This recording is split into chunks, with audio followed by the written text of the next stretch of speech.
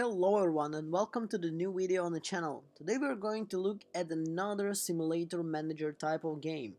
And before we were looking at the tennis manager kind of game and football manager games, today we're going to look at pro cycling manager. Okay, this one is a little bit different and I believe a lot of you knows how to ride a bike, so they might be interesting to manage someone to win a bicycle riding tournament. Oh god, come on.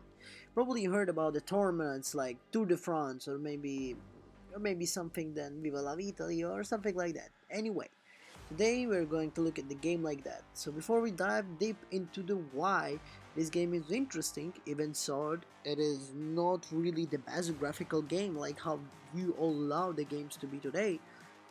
Well, I would like to ask you if you can check if you're subscribed to our channel, to put on notification button, then to like and leave in the comment what is the next video game you want to see on our channel, and then tell your opinion about the Pro Cycling Manager 2022.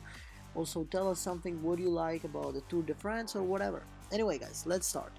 So Pro Cycling Manager was originally launched in 2001 under the shortest name as a Cycling Manager.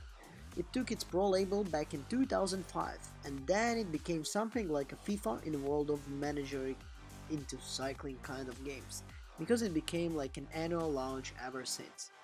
The main premise of the game is to transport you to the player into the role of the director or sportive of the personal cycling team, with the aim of growing your team to the top tier of the sport.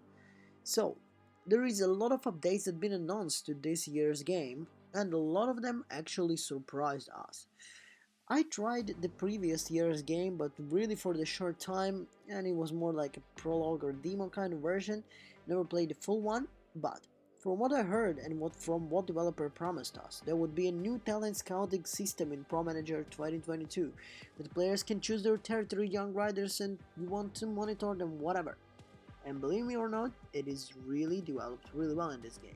They also told us the new generation of cyclists, the latest edition to introduce the new mechanical-based level of potential young riders using a 6-star rating system, which is also in the game, and it's quite an interesting one, which we're gonna talk about a bit later.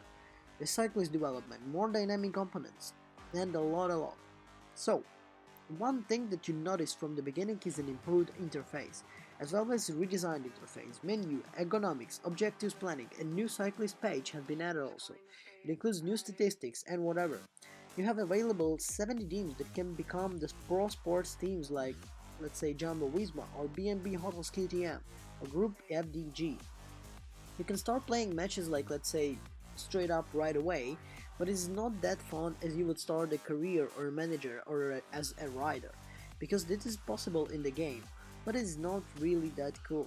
You immediately get hand of the scouts that can send anywhere in the world to search for one diamond rider that will win you all the tournaments. The developers also indicate that the racing dynamics have been adjusted to mimic unpredictable real life, while you're still remaining realistic.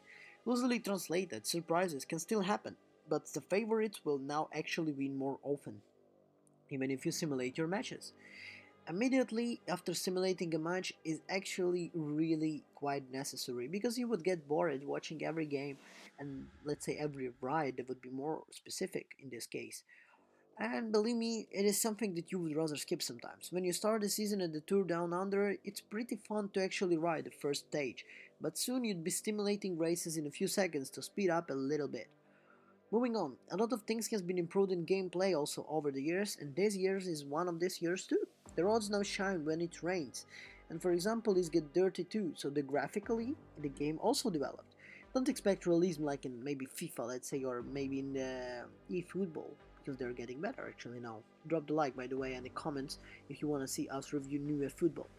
Anyway, for example, the spectators are very static and hardly upload, so they would be look like more some kind of cardboard edition. If we speak about FIFA, it's like a PS2 version of FIFA 06 maybe.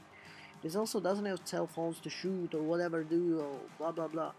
It is quite boring, but come on, let's get to the point. This is a managerial type of game. Anyway, you can follow, of course, the course of different points of view, such as the bird view, the helicopter, TV, motor behind, a group of riders, but the bikes don't go right in front of the riders, and you hardly see any faces. Putting the image on the pause and the end of the race, making the screenshot and cheering out is unfortunately not included. So, finishing and kind of summarizing on how the game is. Well, I would tell you that this is really improved game. The scouting system is really cool. The graphics a little bit adjusted. The biggest interface is really great. When we spoke about the tennis manager, there was a little bit of problems with tennis manager, interface, music and blah blah blah. All these kind of things realized really very well in the cycling manager. Anyway, if I would ask you what do you think about the game, then I would love to hear what you think about the game in the comments. But my opinion, personally, from our channel, is that we actually enjoy this game and we really suggest you to try this one. It is quite an interesting game, guys. If you like cycling, if you like to ride your bike just for fun, maybe try and get to develop a champion in this kind of Tour de France tournaments. Thank you everyone for watching this video, and I'll see you in the next one. Bye.